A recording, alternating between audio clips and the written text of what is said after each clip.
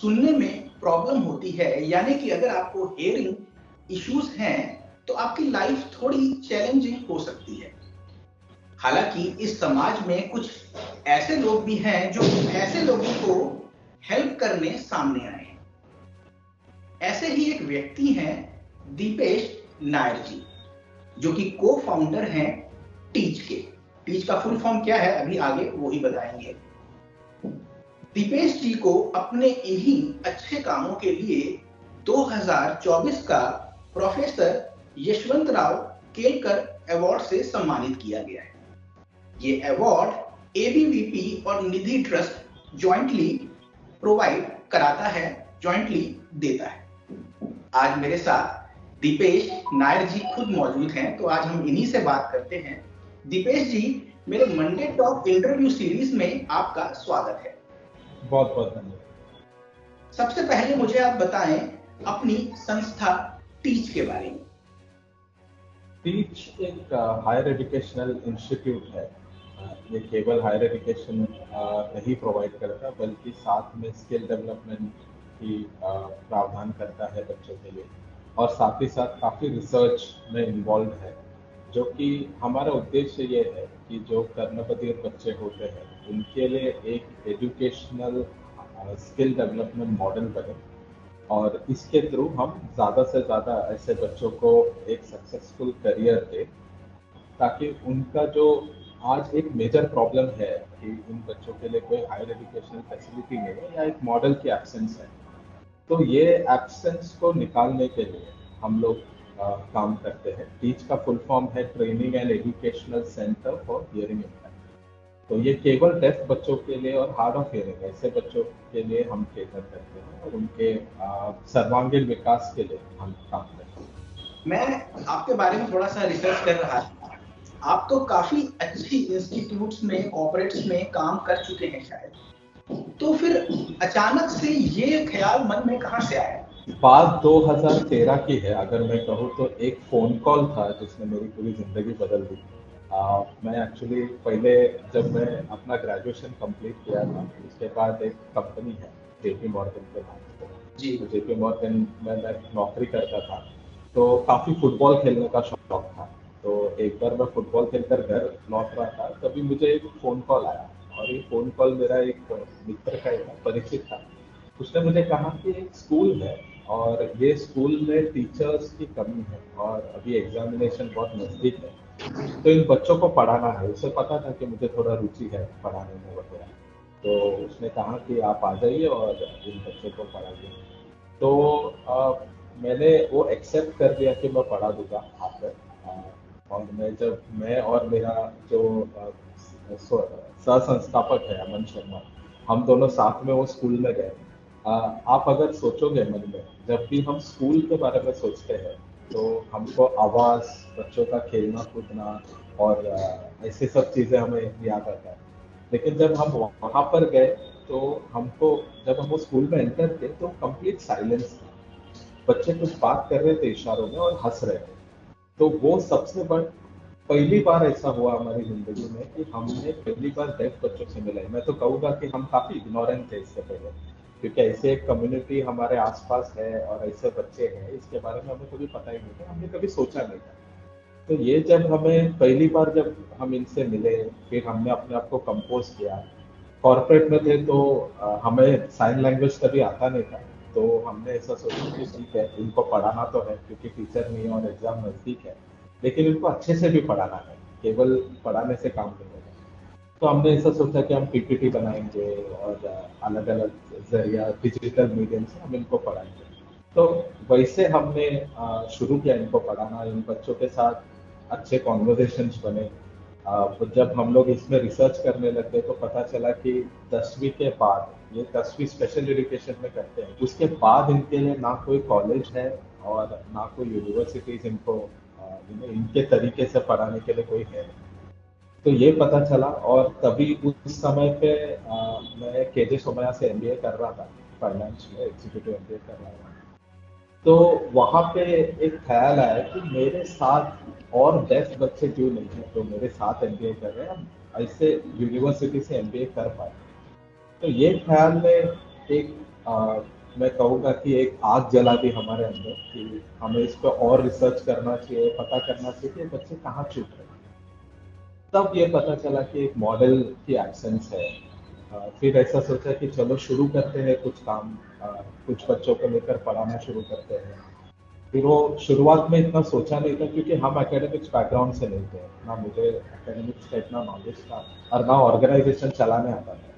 तो शुरुआत में ऐसा कुछ थॉट नहीं था कि एक ऑर्गेनाइजेशन बनाएंगे या कुछ करेंगे, सिर्फ इतना था कि इन बच्चों के लिए कुछ ना कुछ हमें करना चाहिए। तो वो थॉट से शुरू किया। तो वहां से ये जर्नी शुरू हुई 2016 से, और आज 400 बच्चे हैं जो हम जिसे पढ़ाते हैं, और 60 बच्चे ऑलरेडी ग्रेजुएट होके 3 बैचों में निकल भी गए और आज अच्छे जगह पे नौकरियां कर रहे हैं। तो ये जो ऑर्गेनाइजेशन आपने शुरू की, तो इसमें चैलेंजेस क्या आपने फेस किया या अभी भी आप क्या फेस कर रहे हैं? क्या चैलेंजेस हैं आपके सामने? शुरुआत में काफी चैलेंजेस थे। जैसा मैंने कहा कि हम एकेडमिक्स बैकग्राउंड से नहीं है, लेकिन ये मुझे ऐसा लगता है कि हमारी स्ट्रेंथ भी है, क्योंकि जब आपको कुछ पता नहीं होता है और आप कुछ शुरू करते हो तो आप उसके बारे में ज्यादा सोचते हो, ज्यादा पढ़ते हो, ज्यादा डीप जाते हो, ज्यादा रिसर्च करते हो। तो मुझे लगता है कि वो हमारी स्ट्रेंथ बन गई थी, क्योंकि कुछ पता नहीं था, सब कुछ नया था, तो हमने बहुत ज्यादा इस पर रिसर्च करना शुरू किया। बच्चों के लिए क्या अच्छा होगा उसके बारे में सोचना शुरू किया। तो वो इनिशियल चैलेंजेस थे। और आपको पता ही है कि सोशल एंटरप्राइज जब चलाते हैं तो पैसे की दिक्कत काफी आती है।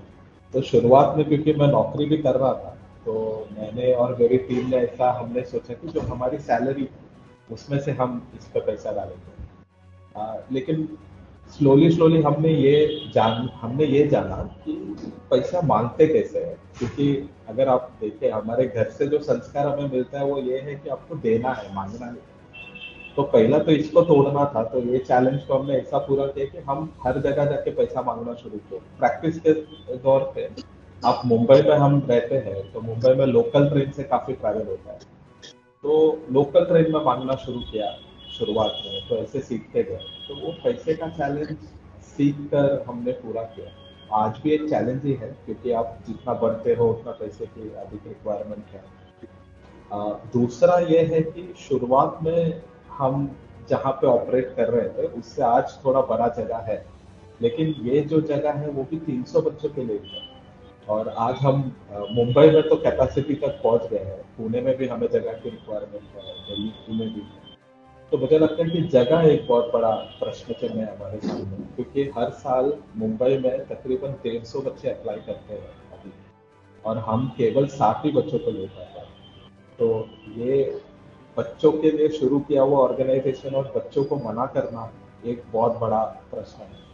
तो ये एक चैलेंज है हमारे सामने जो हम पूरा करना चाहते हैं। उद्देश्य ये है टीच का कि हम एक यूनिवर्सिटी बने इन बच्चों के लिए, और ऐसा एक फर्स्ट यूनिवर्सिटी रहेगा भारत में जो ये बच्चों के लिए हम बनाएं, और हमारा जो मॉडल है वो बाकी लोगों को हम पहुंचा पाए। ये जैसा हम जानते ही है कि भारत को हमेशा विश्व गुरु कहा जाता था।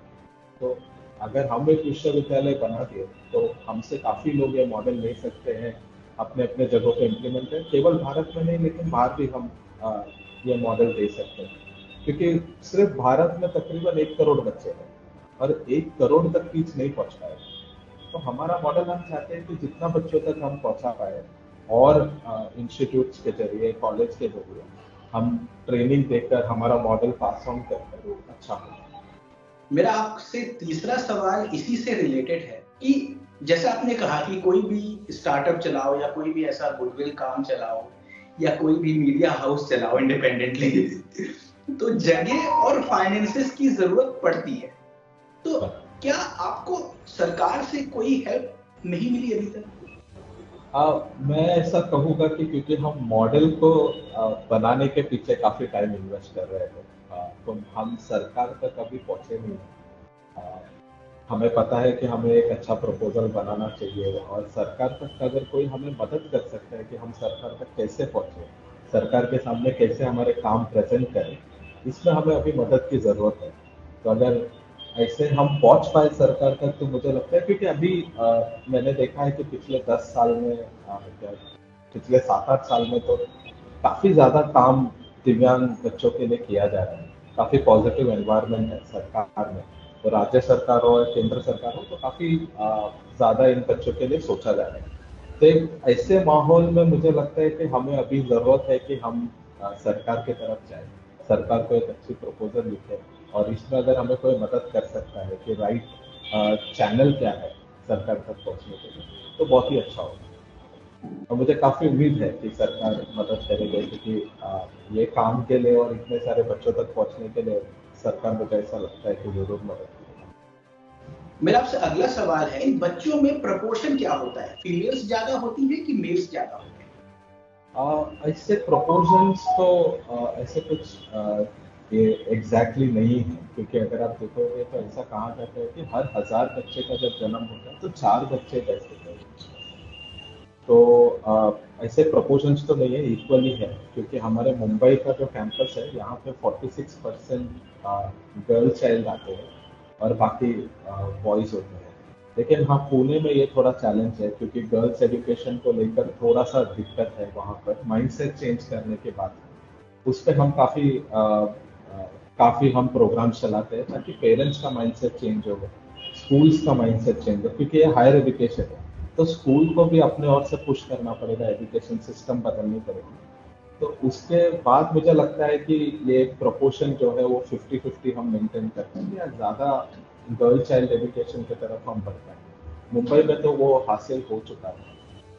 दिल्ली में और पुणे में हम लोग कोशिश कर रहे हैं कि इसे और अच्छे से स्कूल तक जाकर स्कूल्स में ये अवेयरनेस फैलाएं कि गर्ल चाइल्ड को भी पढ़ाना जरूरी है। लेकिन ऐसा कोई प्रोपोर्शन नहीं है कि girl boy, almost equal ratio है। क्या आपने हायर एजुकेशन इंस्टीट्यूट्स जैसे कि प्राइवेट यूनिवर्सिटी, गवर्नमेंट यूनिवर्सिटीज, क्या उनके साथ कभी कोई टाई अप करने का नहीं सोचा? एक अभी रिसेंट बहुत ही हाल ही में जो चल रहा है वो आईआईटी रुड़की के साथ टाई अप करने की कोशिश कर रहे हैं। यानी आईआईटी रुड़की में एक स्कूल चलता है, तो उनको रुचि है कि ये हायर एजुकेशन मॉडल जो ठीक चला रहा है, यही सेम मॉडल उनको भी दिया जाए, तो वहाँ पे जो बच्चे हैं वो भी ग्रेजुएट होना शुरू हो जाए। तो ये मॉडल को हम अभी आईआईटी रुड़की के साथ शेयर करने वाले हैं। शुरुआती बातचीत हो गई है, अभी एक एमओयू स्टेज में है, तो हम वो करेंगे। साथ ही साथ सिम्बायोसिस जो यूनिवर्सिटी है वहाँ पे हम गए थे, और वहाँ पे उनको जानना था कि ये बच्चे अगर सिम्बायोसिस में कभी ये बच्चे आए तो उनको कैसे पढ़ाना चाहिए, क्या अवेयरनेस होनी चाहिए, हमारे इंस्टीट्यूट को क्या बदलाव लाने चाहिए। तो इसलिए भी हम वहाँ पे ट्रेनिंग मॉड्यूल चलाए थे। तो हम चाहते हैं कि ऐसे बहुत सारे ऐसे इंस्टीट्यूट्स जो यूनिवर्सिटी से वो सामने आए और एक अवेयरनेस उनके पास रहे, क्योंकि जब हम इंक्लूजन की बात करते हैं तो बहुत सारे लोग उसे एक गलत तरीके से लेते हैं कि इंक्लूजन यानी एक ही क्लास में सारे बच्चे बैठकर पढ़ने चाहिए, यानी डेफ, ब्लाइंड और भी बहुत सारे जो दिव्यांगजन बच्चे हैं वो सब एक साथ मिलकर करें, तो ऐसा वो पॉसिबल नहीं, क्योंकि हर एक डिसेबिलिटी को अलग तरीका चाहिए, अलग टेक्निक्स चाहिए, अलग तरीका है पढ़ाने का। तो वो सब एक साथ बैठ कर पढ़ना नहीं होगा, लेकिन हमको डिसेबिलिटी को जानना चाहिए, और जो उसके एक्सपर्ट है उनसे बात कर अगर एक कोर्स अलग अलग तरीके से अलग अलग डिसेबिलिटी के लिए अगर हम चला सके तो वो बहुत बड़ी बात है। तो मुझे लगता है कि हम बहुत ओपन है इस काम के लिए। अगर कोई भी यूनिवर्सिटी या कॉलेज को लगता है कि हमारे साथ टाइप करना है, हम उनका मदद करने के लिए हमेशा ही काम करेंगे। मेरा आपसे एक अगला सवाल ये है, फ्यूचर की क्या प्लानिंग्स हैं आपकी? कितने शहरों में जाना है, क्या करना है, कैसे करना है, थोड़ा सा आप एक ब्रीफ में बताएं। फिलहाल हम 3 शहरों में हैं, मुंबई में है, दिल्ली में है और पुणे में है। मुंबई में इसलिए है क्योंकि हम मुंबई में बेस्ड है और शुरुआत हमने मुंबई से की थी। पुणे इसलिए क्योंकि पुणे एक एजुकेशनल हब है महाराष्ट्र में। तो पुणे में काफी सारे बच्चे हैं जो अलग अलग गांवों से, यानी अलग अलग डिस्ट्रिक्ट से वो पुणे जाते हैं पढ़ने के लिए। तो इसलिए हमने पुणे में शुरू किया था, और नॉर्थ इंडिया को केटर करने के लिए, नॉर्थ इंडिया और सेंट्रल इंडिया जो है, यूपी, बिहार, हरियाणा, पंजाब, ये सबको केटर करने के लिए हमने दिल्ली में शुरू की। विजन जो हमारे पास यही है कि हम टीच को एक यूनिवर्सिटी बनाना चाहते हैं deaf and hard of hearing बच्चों के लिए, ताकि हम अभी, हमारा एक चैलेंज ये है कि अभी हम बीकॉम के साथ स्किल डेवलपमेंट ट्रेनिंग्स देते हैं बच्चों को, लेकिन इनके लिए एक मॉडल, कंप्लीट मॉडल जो ये बच्चों के लिए जो बना सकते हैं, वो तभी हो पाएगा जब हम एक यूनिवर्सिटी बने। तो हम चाहते हैं कि हम एक यूनिवर्सिटी बने और ये मॉडल हम अधिक अधिक शहरों में पहुंचा पाए। जो भी ऑर्गेनाइजेशंस जिससे ऐसा लगता है कि हमको भी ये काम करना चाहिए, क्योंकि बहुत सारे एनजीओज है, बहुत सारे ऑर्गेनाइजेशन है जो इन बच्चों के लिए स्कूल चलाते हैं। ऐसा एक ऑर्गेनाइजेशन है वानी, जो कोलकाता में एक स्कूल चलाता था इन बच्चों के लिए। तो उनको ऐसा लगता है कि अभी वहाँ के बच्चों को उनको ग्रेजुएशन तक पहुँचाना है, तो वो भी हमारे पास आए बात करने के कि हमारा मॉडल उनको मिल जाए। तो हम उनके साथ भी बातचीत चलता था कि हम कोलकाता में भी इन बच्चों को पढ़ा सकें। लेकिन बीच का उद्देश्य यही है कि हम एक यूनिवर्सिटी बनाए और सारे कॉलेजेस, जितने भी हायर एजुकेशन इंस्टीट्यूट है, उन तक हमारा ये मॉडल पहुंचे। इसी के साथ हम अपने इंटरव्यू के एंड में आ गए हैं। वीपी की तरफ से आपको अवार्ड मिला है, वर्ल्ड की सबसे लार्जेस्ट स्टूडेंट ऑर्गेनाइजेशन है, सारी यूनिवर्सिटीज कॉलेजेस में है।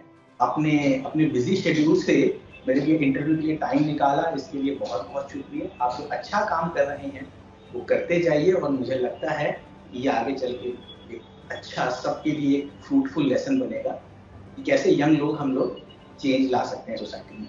मुझसे बात करने के लिए बहुत बहुत शुक्रिया। बहुत बहुत धन्यवाद।